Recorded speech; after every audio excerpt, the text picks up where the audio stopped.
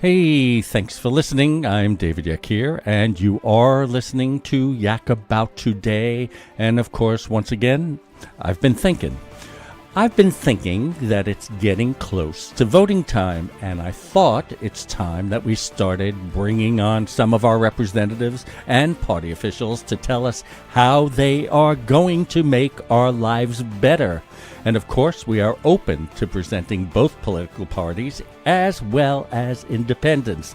So today we begin with Kim Lorimier, chairman of the Indian River Democrats. Kim is also the philanthropy coordinator for Big Brothers Big Sisters of St. Lucie, Indian River, and Okeechobee counties, as well as a freelance web designer and avid classical flutist. So that's what we'll yak about today.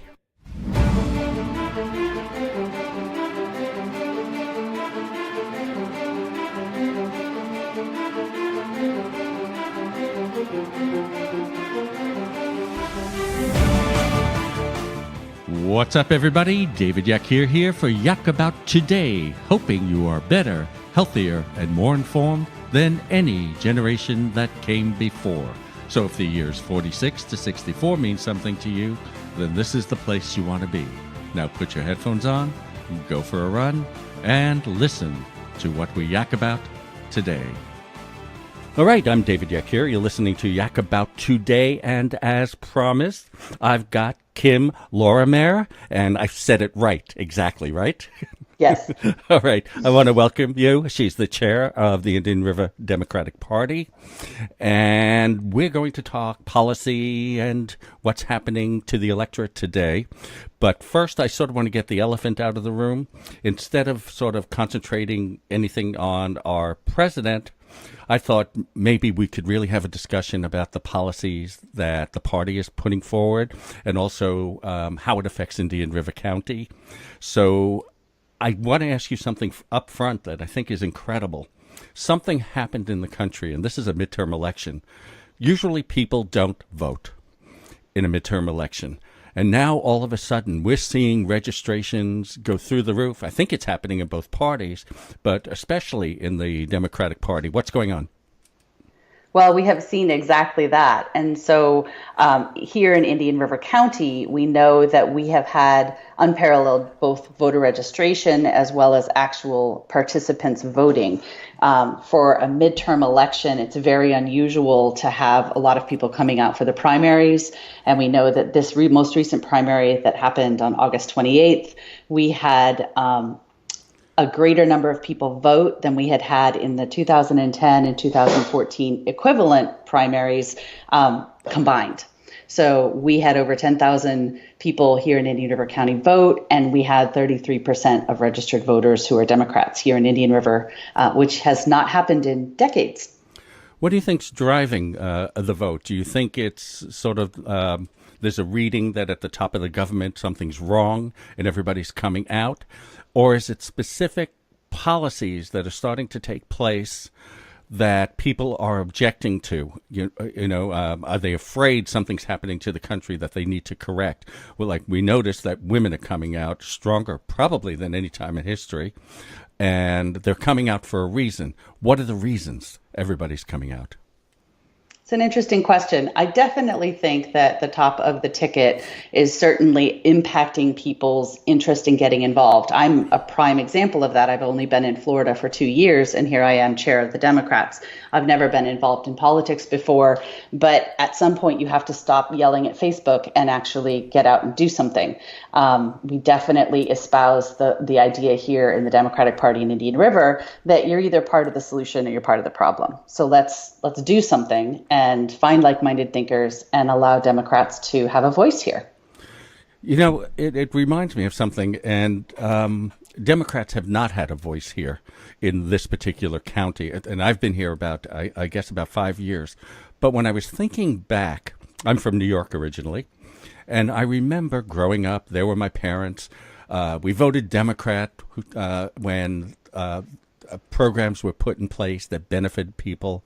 When programs got out of hand, all of a sudden the parents were voting Republican. It seemed to go back and forth depending on the policies. Sometimes there was a policy that needed to be corrected, and you saw the state go back and forth. When I came down here, I noticed that we're talking about one party rule. We're talking about that everybody that represents the area has a common party affiliation. They have a common way of thinking. And it doesn't seem that there's room for another type of thinking, or another type of thinking is not being able to penetrate. I think what I'm trying to say is, why can't the Democratic Party put forth things that would actually move people to vote Democrat? Well, I don't know that I can speak for the whole country, but I can say that my experience so far over these past 2 years in Indian River County has been basically a disenfranchisement of people who are Democrats. I'm shocked by the number of people that I meet who say, there hasn't been a Democrat on the ticket, so I went ahead and registered as a Republican, even though I really like the Democrat ideas because I want to vote in the primary. Or people who say, well, there's no point in being registered as a Democrat because after all, the town, it's locked up. It's all Republicans all the time. I think that when myself and my vice chair, Adriana Decanter, came onto the scene and helped to bring forward some new energy and the kind of wave that's been happening, I think, nationally, I think that we came in looking at this as a question of building infrastructure, that we needed to be able to give Democrats here in Indian River County a voice, a seat at the table. I think we feel very strongly that this isn't just about getting people to vote Democrat and be arguers, that we're not looking to just be everything is one side or the other. We're really looking to be able to have dialogue. We're looking to be able to be part of our county's infrastructure. We're looking to be able to figure out ways to be able to have effective conversation.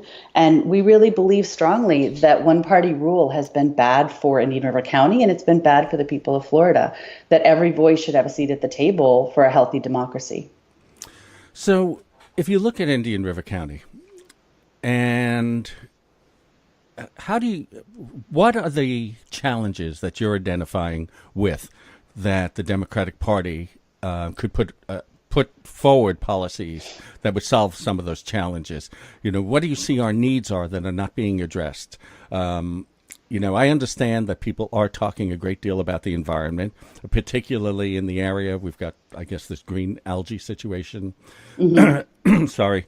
And but there are other challenges. Is there inequality in the county that's, a result of Republican policies?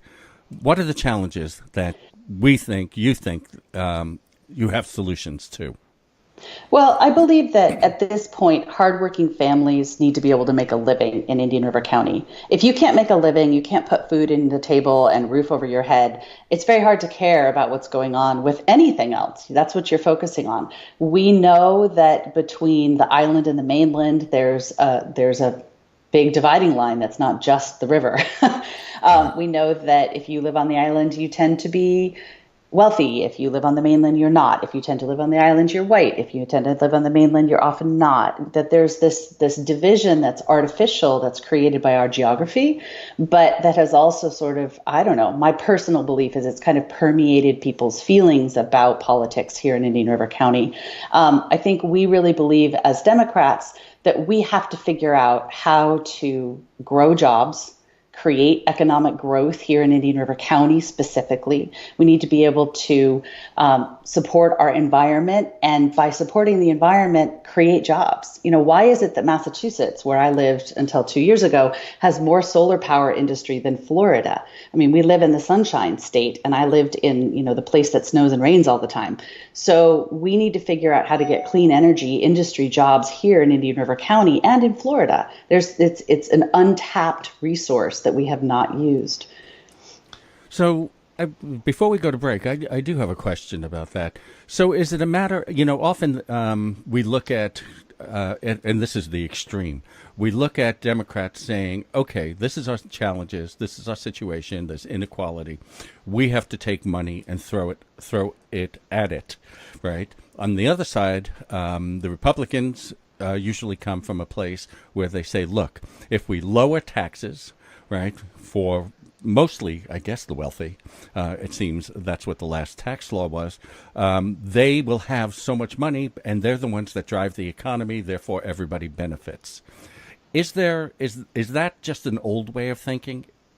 Or I don't know how to think about that.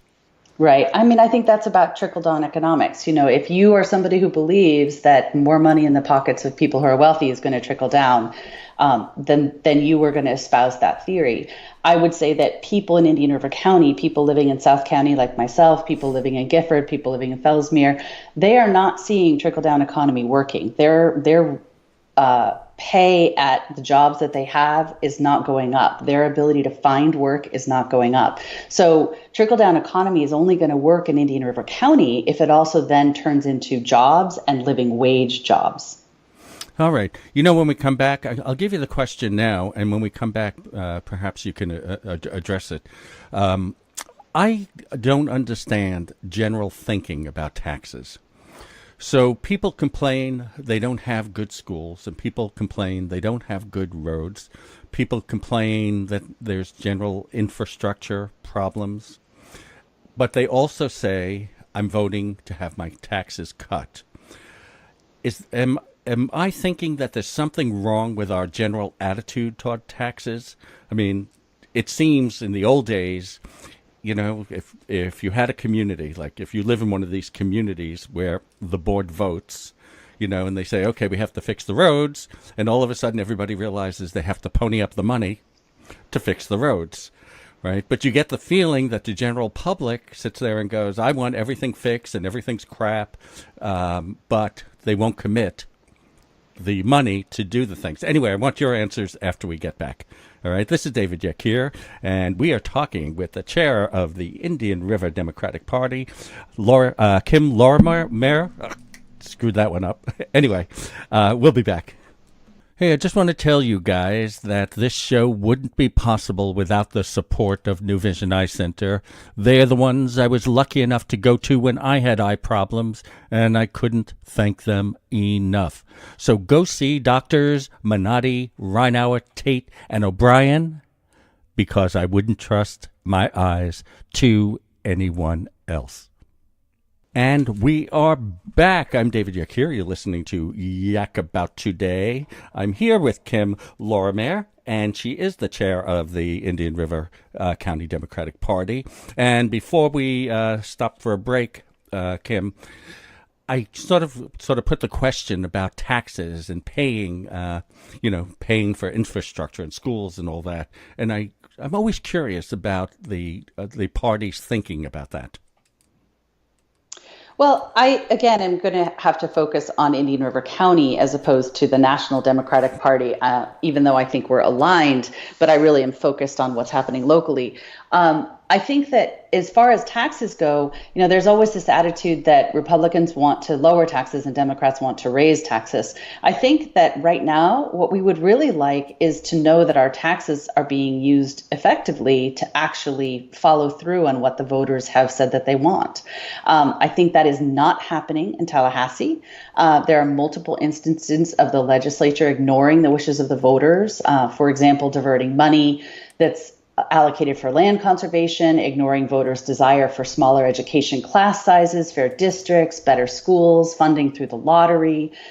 There are a bunch of places in which we know referendums have come through and we have voted for, saying we want certain things along both for schools and for the environment that have then not been followed through on. So I'm not sure that it's really a question at this moment about raising taxes as much as it's a question about allocating funds effectively and in the will of the voters. All right, fair enough. So this is what I call the double jeopardy round. Yes. All right. So we're going to identify 3 or 4 challenges. I'll give you the challenge. You tell me what the actual challenge is and what you think the solution is. Okay. All right. Number 1. Living wage and inequality.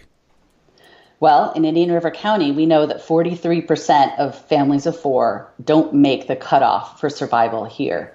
That's according to the United Way Alice report, which is asset limited, income constrained, but employed. These are people who are working hard, trying to make a living wage and can't. That is a big problem here. So, what is the solution to that?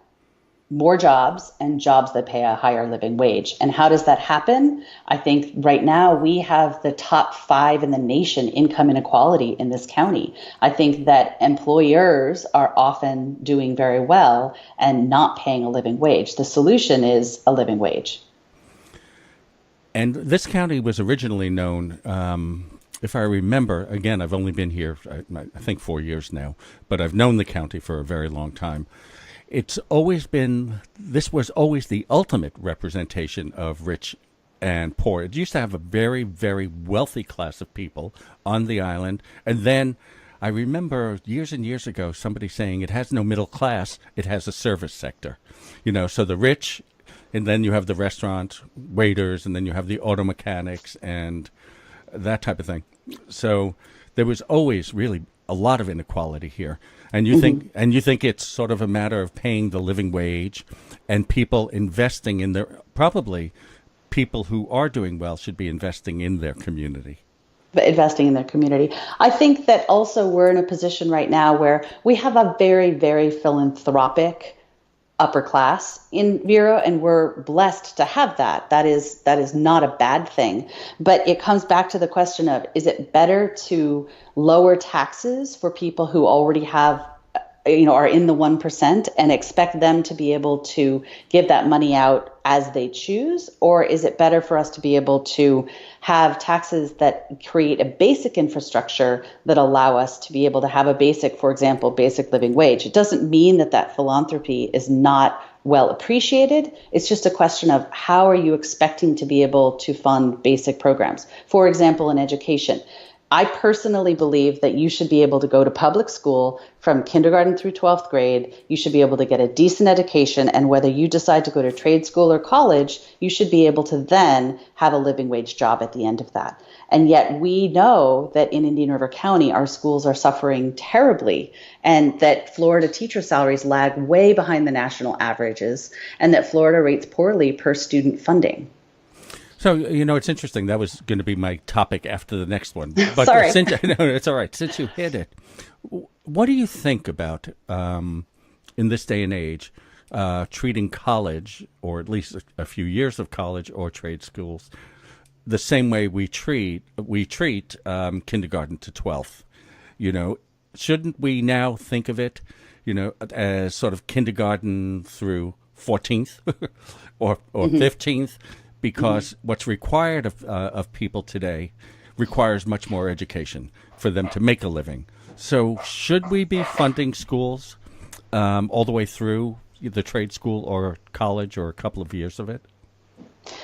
Well, this is a place where you would probably get Democrats who disagree. You're asking me personally. I absolutely believe that we should have the ability to go through the amount of school that you need to be able to get a job that pays a living wage. And I do think that at this point, as you point out, it goes beyond high school, into trade school or into college.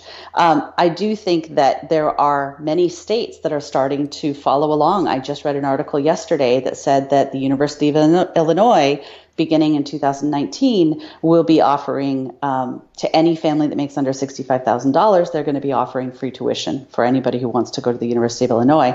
I hope that we can get to the place where that is true for our state schools here in Florida as well.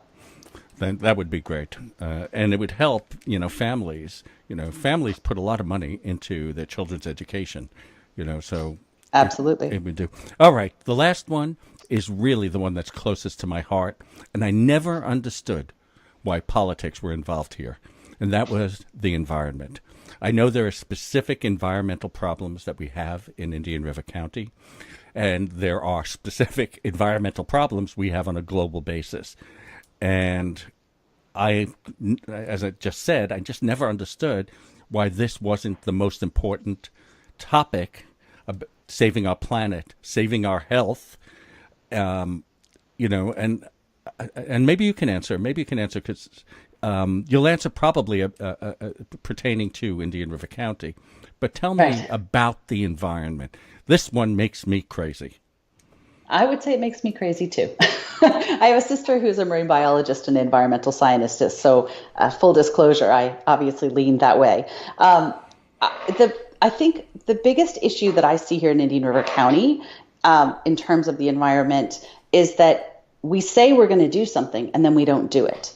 And I think that that trickles down from the state government and to our county government, that thus far having one party rule has not been good for the environment. It's been bad for the environment. I can give a few examples. We are slashing budgets for the 5 regional water management districts. We've slashed the budget for the Florida Department of Environmental Regulation. We've killed a statewide septic tank inspection program.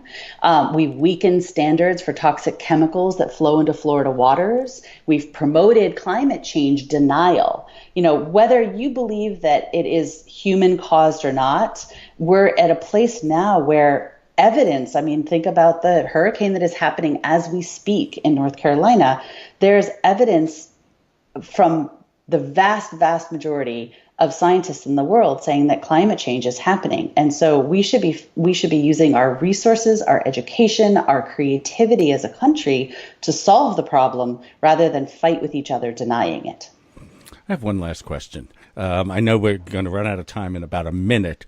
How come we don't have health care for everybody? That is a mystery to me. I personally have a disabled daughter. She's been disabled since birth.